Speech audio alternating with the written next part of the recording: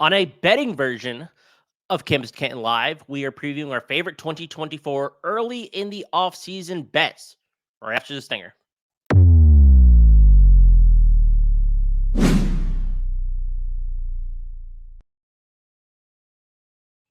We'll get back to our conference previews starting next week, likely. But I want to do a little something different tonight, and that is my favorite 2024 early in the season bets. Now, everybody's starting to release win totals and conference futures, national championship futures. There's still a little value to be had in this early on market. So let's take a look at some of our favorites. Start with the win totals. Texas Tech under 8.5 minus 118. This number's available on FanDuel currently. And I think this number is just a little too high.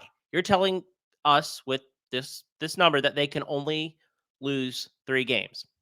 Not sure I see it on their schedule. So they start off week 1 against Abilene Christian, and then week 3 they get North Texas. I think those are both wins. I think they can win it, pull them in week 2. The schedule gets a little dicey from there. Arizona State's probably a win. Cincinnati, Arizona, toss-ups. I think Arizona is certainly the better team. Baylor should be a win, but you never know. TCU, again, one of those toss-up games.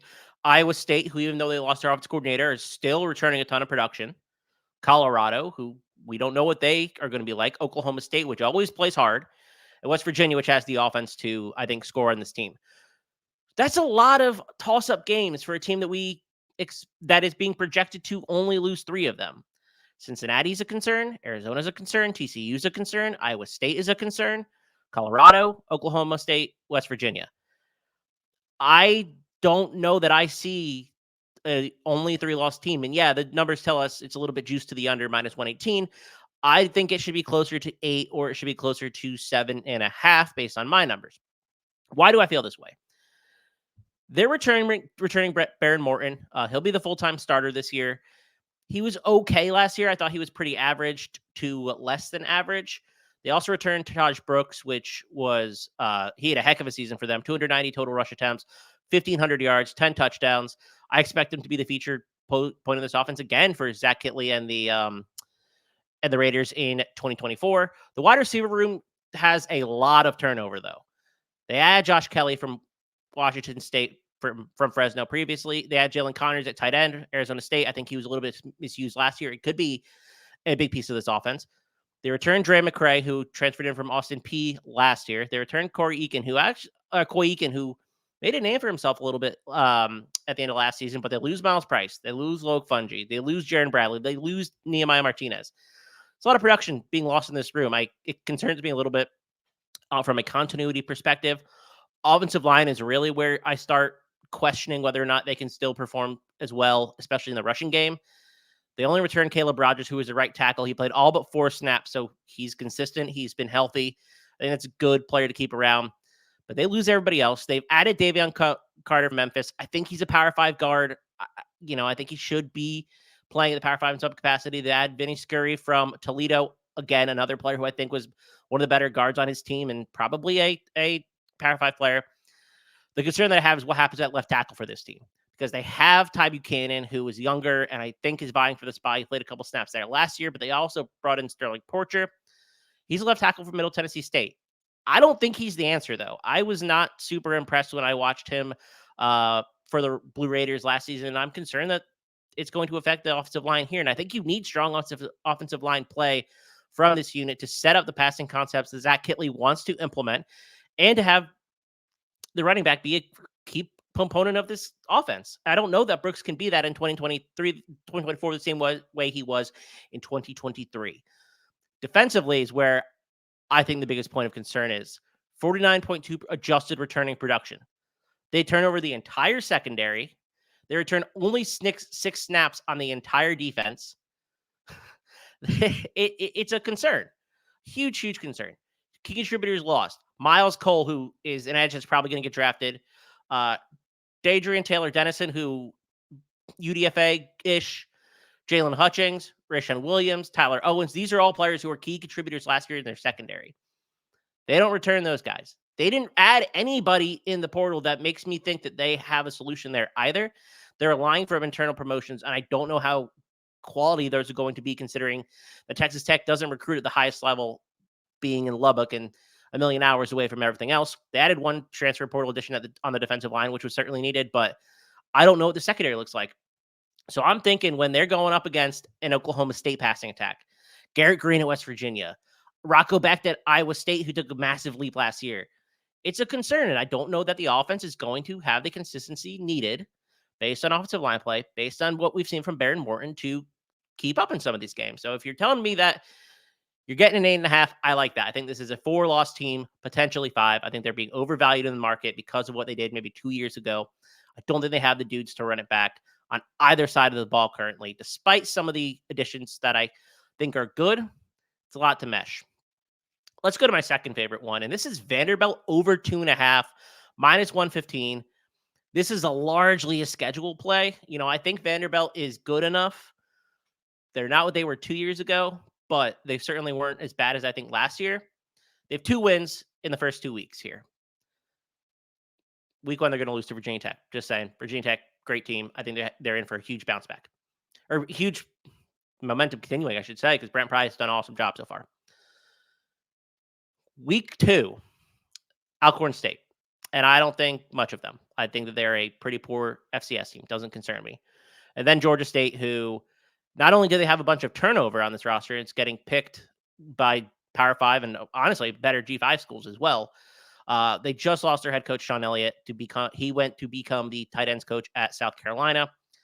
That roster is going to be in disarray, especially to start early. I have very little faith in that Georgia State team. So right now we have 2 wins by September 14th. I think that is extremely reasonable to expect. Now, where do they get that other win? They have Ball State on their schedule. They are a better team than Ball State. They will be favored in that game. I think that should be a win for them. I'm not saying it's 100%. I think Mike New is an okay coach, but that feels like a 60 to 75% win expectancy game. That's how I would treat that. So 2.5, a little bit of juice. I see two for sure wins. I see a likely third win, but even if they don't get that one, we have seen Vanderbilt get a little scrappy in some of these games. Can they pull one out against Auburn? Is Auburn going to be that much improved? They've added a lot to their recruiting class and 2 high-end wide receiver talents. What is the quarterback position going to look like? Is Walker White the guy year 1? I don't know. They didn't add anybody that really concerns me or threatens Peyton Thorne. South Carolina, they played them tough last couple of years, to be honest. It took a game-winning drive from Zeb Nolan 2 years ago to pull out the win against South Carolina. And then Kentucky. I don't know what to expect from Kentucky this year. I don't know what the quarterback situation is going to look like. I think there's a lot of questions about that Kentucky team, to be totally honest. I don't think it's unreasonable that Vanderbilt could pull off an upset in one of those games. You're not asking for 4 wins. 4 wins would be a step too far, but you're only asking for 3. And that's assuming they can't get the win against Ball State or something disastrous happens against Alcorn or Georgia State. I think this number should be 3. Period. Just flat 3. And I think you're getting half a win of value. And based on the schedule and getting Ball State where you do, which is, after Kentucky, which is going to be a hard-fought win, the week before Texas, it's not a bad spot to get them because you're coming off a weaker opponent, theoretically, in Kentucky. You have Texas in 2 weeks, but you know that you're probably not going to compete against Texas. So a lot of your resources should go into preparing for that Ball State game. That's not really a look-ahead spot because you're not looking ahead for a win. That is a concern that I don't think applies to this version of the Commodores team. I like what they've actually done this offseason, too. They've added Diego Pavia. They've also added Nate Johnson from Utah, Diego Pavia from New Mexico State. They've also added basically the entire New Mexico State offensive staff, which I thought had done an excellent job. Wide receivers, a little bit of concern. Don't get me wrong here, right? They lost Lennon Humphreys, Will Shepard, Jada McCowan. They did add from Texas Tech, Log Fungi. I'm pretty interested to see the development of Junior Sherrill. He could play inside or outside, and I thought he was pretty good last year in his first year. So he's a player that I would keep an eye on just in general, to be honest. But those are some okay offensive pieces. They're certainly better offensive pieces than Alcorn, Georgia State, and Ball State have. Offensive line, they lose 2 starters, but really only impact guy who was above average was Julian Hernandez. They did add Stephen Losoya, the third, I believe, from Mississippi State. He could play right guard or center, and that's big because Hernandez could play both those positions. It was largely a center. So I expect Losoya to come in and fill in for that spot pretty well. He's from the Nashville area. I think that's why they got him. He's probably a better interior offensive lineman than about would get otherwise. Seems like a smart dude too. Grad. Makes a lot of sense here. The defense also returns a lot of key players. They lose some, 66% adjusted returning production. That's 45th nationally, so that's pretty good. But they keep CJ Taylor, who's kind of that. He could play safety. He could play linebacker. He plays both positions pretty well. Probably their best defensive player last year. And Langston Patterson, who's also a linebacker and a pretty good tackler and pretty tough guy to play against. I like who they've added from the G5 as well. This player is underrated, and I think he was underrated by the services too. And that's Colby Taylor from Wyoming. I think he's a pretty good piece to add to that Vanderbilt secondary. He will get torched against Tennessee, Texas, and all those teams, but he is good enough to play at a Power 5 level. Not sure he's SEC caliber, but is Vanderbilt an SEC caliber team? I'm just asking the questions. And then Randon Fontranet from TCU, I think I pronounced that name correctly. He's an interesting add too. I think he's one of the better players that they got in this class. So this is like I said at the beginning, this is largely a schedule play. I like Vanderbilt enough where they can get to 3 wins. And the juice isn't there where it's minus 140, minus 150. 2.5. There's a third win. There's a third win somewhere on this schedule.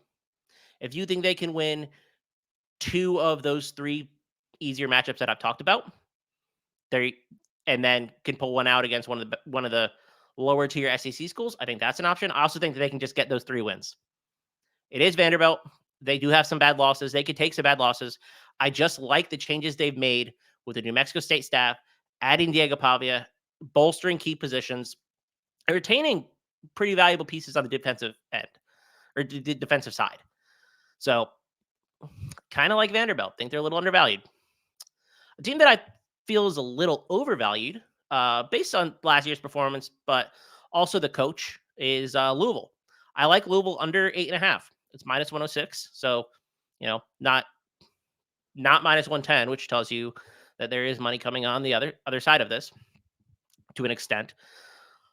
Louisville's a pretty interesting team to keep an eye on for this season because last year they had quite a few single touchdown wins. 5 against Georgia Tech, 7 against Indiana, 3 against NC State, 7 against Virginia, 7 against Miami. But this year's schedule features a lot of the same teams, except those same teams that they beat last year, like a Notre Dame, I think are going to be a lot better in 2024. So I think Georgia Tech, who they only won by 5 against, is going to see an offensive explosion. I think Haynes King is due for a massive season. That's going to be a tougher game than it was last year. It was already a tough game for this squad. Notre Dame rebounds in 2024, I think. I think they have a lot of pieces to be excited about. They add Mike Denbrock as offensive coordinator. They bring in Riley Leonard. I think those guys can mesh really well. I think Notre Dame is just a flat-out better team than Louisville, even though Louisville beat them last year. I think Notre Dame is, on paper, a lot more talented. Miami. What happens with Miami in 2024? Is this year they take the step forward? Because I think they're better on both sides of the ball in the trenches than Louisville is. They add Cameron Ward. Is Cameron Ward a big upgrade over Tyler Van Dyke? I think so. We'll see. Clemson. They have Clemson this year again. They've already lost to a worse version of this Kentucky team. I think Kentucky might be better this year than they were last year. So let's scheme it out, right?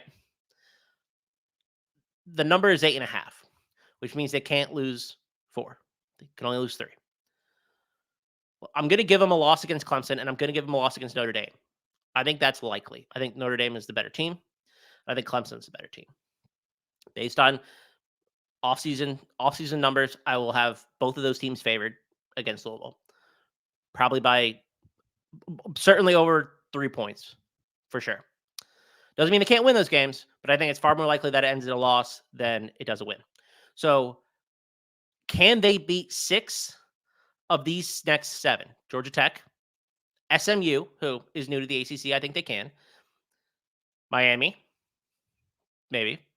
Pitt, who beat them last year, but Louisville's in a weird spot at the time. Is more of a schedule loss than it was being the better team. But I think Narduzzi can have them compete. They brought in an offensive coordinator or their offensive coordinator was from Western Carolina, so I think they're going to do some new innovative things.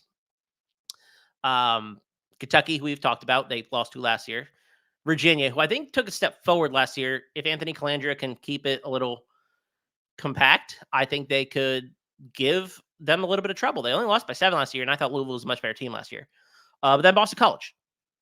Not sure what to think, but I do think that Bill O'Brien can get those boys playing. I think it could be interesting. So I don't know that Louisville can beat 6 of those 7 teams.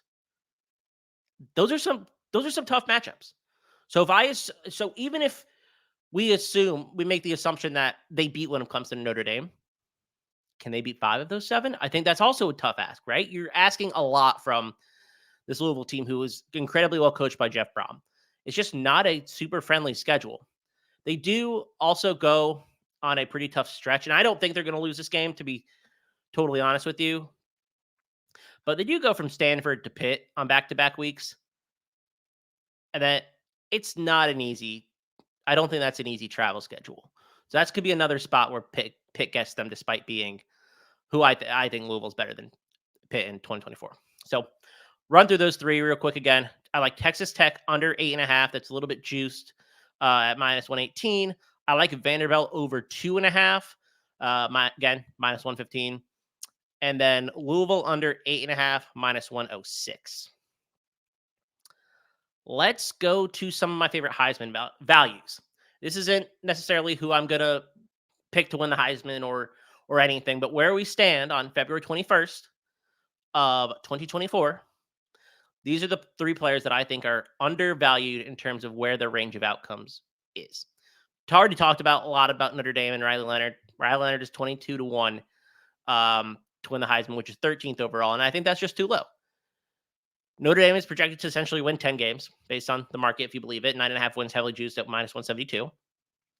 Talked about Mike Denbrock, how he worked wonders with Jaden Daniels. Even before that, he made Desmond Ridder look pretty okay. I think it's a good supporting cast, and Notre Dame is a national enough brand where if Riley Leonard performs and Notre Dame wins 10, 11 games, Riley Leonard has a really good shot of being at that Heisman ceremony. I don't think Riley Leonard's a special player. I don't think he is the perfect player. I think that there are a lot of things to pick apart with his game, but he can work in a scheme that benefits him. That is what Kevin Johns did for him at Duke. I think Mike Denbrock can do the same. And I am a little worried about Notre Dame year 1, only because I don't know that's going to work perfectly the first year. That's a little bit of a concern, but I just think Riley Leonard has an easier path to the Heisman than these odds imply. Plus 2,200 is too low, especially because we want a quarterback who's going to be on a winning team, who's going to make the playoff. I think Notre Dame is that. There is obviously risk here. We don't know how it's all going to mesh year 1, but I think where we stand, Riley Leonard is probably value. 2, another quarterback. I'm only giving you quarterbacks because this is a quarterback award. It just is. I don't see a position player that can win it this year, to be totally honest. Not on a high-end team that's going to make the playoffs. I thought Marvin Harrison Jr. maybe last year had a chance, but it's just so hard to predict position players. So I'm keeping it quarterback on good teams. That's really the answer here. And that's Connor Wegman. I liked what I saw from Connor Wegman last year. I think there's a case he could be the best quarterback in this draft class if he chooses to come out. He's currently 30-1, which is 21st overall. I think the schedule could be a lot worse. I actually almost gave Texas A&M's over 8.5 wins as one of my favorites because I think this Texas A&M team is better than they're getting. They're better than they're getting credit for in the market. I think a lot of that is Jimbo. I think a lot of that is big profile name turnover entering the transfer portal. Walter Nolan, Evan Stewart. I don't think they're that bad. They're still, when we look at adjusted returning production, number 1 in the SEC. They've recruited some good players too. They avoid Alabama and Georgia. They get Mississippi State, LSU, Auburn, South Carolina, New Mexico State down the stretch. If you're looking for someone to turn on the Heisman, It's really hard to ask for a better stretch of worse defenses than that in the SEC. Not sure Miss State's going to take a big step this year. LSU still has secondary problems. Auburn is pretty night and day, hot and cold, however you want to phrase it. South Carolina, I think, has problems in their secondary this year. New Mexico State is New Mexico State. Toughest D's that they're playing the whole year are week 1 against Notre Dame and week 13 against Texas. That's the reality of the situation. And yeah, he can afford to start poorly against Notre Dame too. Mostly because it's week 1. As long as it's not in the middle of the season, it's going to get glossed over if he starts putting up big wins after big win after big win and putting up the stats to do so. I think it's an undervalued offense. It returns pretty much all their major pieces outside of Evan Stewart, Anais Smith, and their right tackle, but they've added so much production to the wide receiver room in quite a few players, and then on defense, I feel like they've done the same. So it's a really good situation for a quarterback who is 30-1, because I believe in the Connor Wegman talent. I believe Mike Elko is a good coach, and I think the schedule sets up okay. Last one, and this is a what if this happens scenario, because we haven't seen it, so it's a lot of projection, which is why we're getting value at 40-1, and that is Drew Aller. I was maybe a year early on Drew Aller, or maybe I was just early on Drew Aller, period, and it's never going to happen. But we saw what he was able to do in high school, and a lot of people were comparing him to Josh Allen. The offense that Penn State ran last year just terrible, to be honest. It just did not help Aller at all. They had no vertical threat. He was missing throws. He was bad last year. I will not sugarcoat it further than that. What if the player that we saw that was a 5-star quarterback that was awesome in high school, who was dual threat ability, puts it together with Andy Koldenicki, who did a great job at Kansas with Jalen Daniels. And Jalen Daniels and Drew Aller aren't the same person. They can do some of the same things. And Aller is way more physically talented. They avoid Michigan. They get Ohio State. It's extremely weak schedule. They could be an 11-win team. They're making the play. I think Penn State's making the playoffs. I don't think they're just standing in their way. And if they make the playoffs and they put up a good offensive showing, I don't think it's going to be Nick Singleton, because Kaytron Allen's in the backfield. Or it's not going to be Kaytron Allen because Nick Singleton's in the backfield. I think it's going to be Drew Aller. And so at 40-1, 23rd overall, I think you could be making a worse bet. There's worse bets to make, right? It's a good value for Drew Aller because we know that he could, at some point in his career, be a special player. I don't think the evaluation was totally off on him. We haven't seen him being put in a position to succeed. I think adding Julian Fleming will help. The offense just needs to be a little bit better, and I think Koldenicki will be a huge part of that. So run through those one more time. Riley Leonard, 22-1. Texas A&M quarterback Connor Wegman, 30-1. Penn State quarterback Drew Aller, 40-1. Last thing I want to talk about was championship odds. Just at a nebulous level. Who I like, who I don't like, who I think is overrated. That sort of thing. So again, this is FanDuel's odds.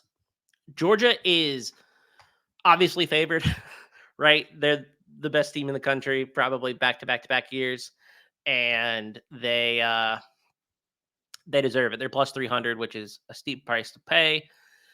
Ohio State is second at plus 480, which I think that's correct. I think Ohio State, as we sit here, is certainly the second best team in the country. You could argue that they're the first if they had a better, in my opinion, better quarterback situation. Texas is third at plus 700. I think that's pretty interesting. I think it's accurate. They return a lot of key production. Like they kept Quinn. And I like the players they've added in the transfer portal, and Matthew Golden and Isaiah Bond.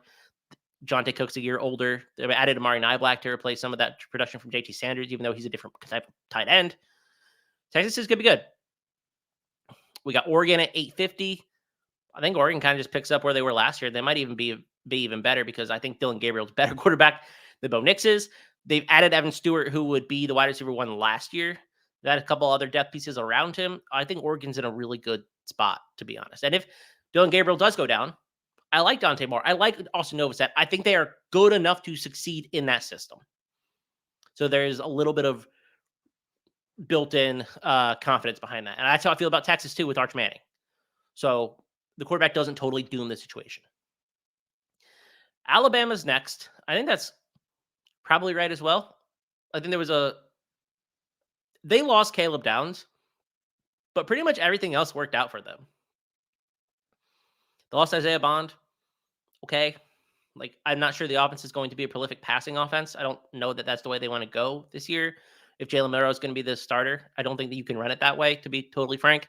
So, yeah, the Isaiah Bond loss stinks, but they held on to Ryan Williams, which was a huge win, and he probably steps on the field year one and does some significant stuff for the Tide.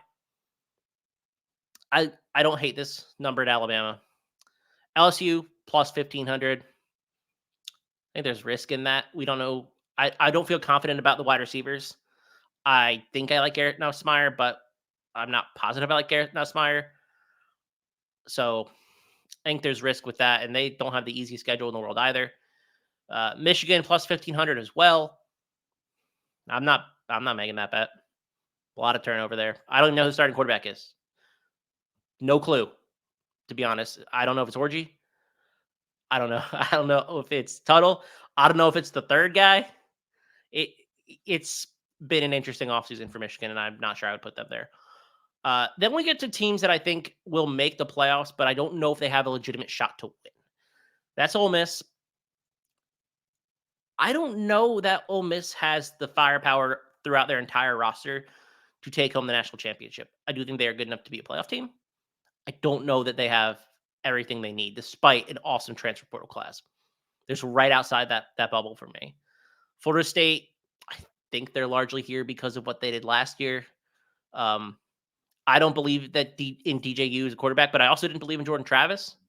So I'm happy to be proven wrong. They're losing a lot of production at the wide receiver position. I mean, Keon Coleman and Johnny Wilson aren't like perfect NFL prospects, but they are considered high-end NFL prospects. So it's tough whenever that happens. And Jaheim Bell, who's a kind of all over the place type player, it's a lot to lose from Florida State, and they're losing a lot of key defensive players as well, like Jared Verse. I won't go through every team, but again, I like Penn State. I did this last year too at 25-1. I think they have an easy path in the regular season. Could they get a bye? I think it's possible. So that's one less game they would have to play. It all depends on whether or not Kotelnicki and Drew Aller mix and mesh. And I think they could. So I don't think that's a crazy odds. I wish the odds were a little bit lower. They're not. Feel the same way about Notre Dame. But Notre Dame has a slightly more difficult schedule. And then you got a bunch of teams, really, that I think are all pretty similar. Missouri, who I think exceeded everybody's expectations last year, but they're not like a top 3 SEC team, top 4 SEC team. So I don't know that they really have the juice either. Clemson, who, if they win the ACC, obviously they're in, but can they compete with the high-end schools still? I don't know. They still haven't really addressed the offensive line. I still have questions about the receiver room, even though I think they're adding a couple of pretty interesting players. I don't know that Cade Klubnik's the guy. There's a lot. And they're losing key pieces to the NFL too on defense, like Nate Wiggins. So Tennessee, Texas A&M, USC. I just don't see the path for Texas A&M or USC to win. Even though I do like Texas A&M, I think Tennessee has a path because Nico Iamaleava might be awesome, and he could just will them there. Find it hard to believe they're going to beat Georgia. Find it hard to believe they're going to beat Ohio State. He would have to be extremely special, Nico, to get there. But outside of that, you're really starting to dig deep at the 40-1, 60-1 odds. And I just don't see it for a lot of these teams outside of here. So I like the Penn State at 25-1. I think Notre Dame is interesting at 25-1. But then I really think that congregating around the favorites makes sense. Oregon 850, Texas 700, Ohio State 480. Like, those are the teams that I can see winning. I don't think there are more than 6 or 7 teams that can win in a given year. I really don't, and I think you'll see that. And one that does, did TCU actually have a real shot at winning the national championship? No, they weren't going to beat Georgia and Michigan. Now, the field is a little more open. There's more teams involved. I don't know that's going to result in any different outcome, though. I think the outcome might be the exact same team. The same teams that will be playing in the 4 are going to be playing in the last 4 here. You might have an upset in round 1, but there isn't really the whole Cinderella March Madness thing that happens in college football. The expansion of the playoff is a lot more symptomatic of what the media networks want, not necessarily what is reflective in terms of more competitive football. I'm hoping it is. I'm glad to be wrong, but I'm not sure that's going to be the case. Just a little bit of review of the championship odds, kind of like my first thought at them, and I think they're probably pretty good. And we're able to talk some of my favorite win totals, talk some of my favorite longer shot Heisman bets, and they kind of all blended together based on who they were and the schedules and everything. So it is going to be a very interesting 2024 college season. We're only in February. I'm not going out of my way to make substantial wagers on anything right now, but I do think there's a little bit of value in terms of the market that we can try to exploit. I'm really excited to get football back, even though it feels like it just ended. And college football is a different beast all in itself, and we got to wait till August. But really excited. Happy all were able to join me tonight on Campus2Canton Live. Let's we'll be back next week with our conference previews and our specific team previews. But for now, take care.